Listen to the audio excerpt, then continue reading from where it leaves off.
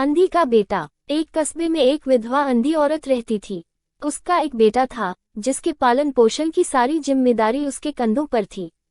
वो अपने बेटे को पढ़ा लिखा कर एक बहुत बड़ा आदमी बनाना चाहती थी, इसलिए उसने उसका दाखिला कस्बे के सबसे अच्छे स्कूल में किया। वह दिन रात मेहनत करती ताकि बेटे की स्कूल की फीस दे सके। लड़के के स्कूल के बच्चे उसकी माँ के बारे में जानते थे। वे सब उसे अंधी का बेटा कहकर चिढ़ाते थे। लड़का इससे बहुत परेशान था। उसे अपनी माँ पर शर्माने लगी थी।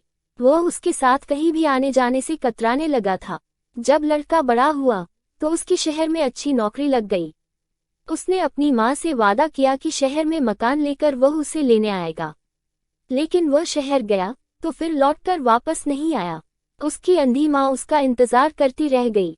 कई महीने बीत गए, लड़के की कोई खबर नहीं आई। कई महीने बीत गए, लड़के की कोई खबर नहीं आई। अंधी एक दिन उससे नहीं रहा गया और वह बेटे से मिलने शहर पहुंच गई। पूछते पूछते वह बेटे के ऑफिस पहुंची। वहां सिक्योरिटी गार्ड ने उसे रोक दिया। अंधी औरत ने गार्ड को अपने बेटे का नाम बताया और बोली कि उससे जाकर कह दो कि गांव से कोई मिलने आया है। गार्ड ने जाकर उसके बेटे को बताया। बेटे ने ऑफिस की खिड़की से देखा तो उसे अपनी माँ गेट के बाहर खड़ी नजर आई। वह ऑफिस में सबके सामने अपनी माँ की वजह से शर्मिंदा नहीं होना चाहता था। उसने कहला दिया कि वह ऑफिस में नहीं है। अंधी औरत वहां से चली गई। शाम को वह लड़का ऑफिस से घर जाने के लिए निकला। रास्ते में एक जगह काफी भीड़ जमा थी। वह अपनी गाड़ी रोककर भीड़ के पास पहुंचा और तो बीच सड़क में अपनी माँ को मारा पाया। उसके हाथ में एक चिट्ठी थी जिसमें लिखा था, बेटा, बड़े दिन हो गए थे, तेरी कोई खबर नहीं मिली। चिंता हो रही थी इसलिए तुझसे मिलने चली आई। तू तो अब बड़ा आदमी बन गया है।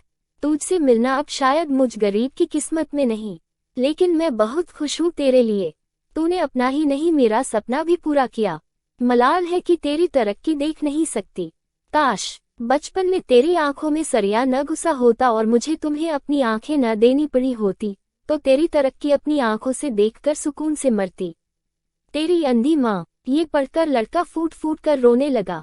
जिस अंधी माँ पर उसे शर्म आती थी, उसने उसके लिए कितना बड़ा बलिदान किया था।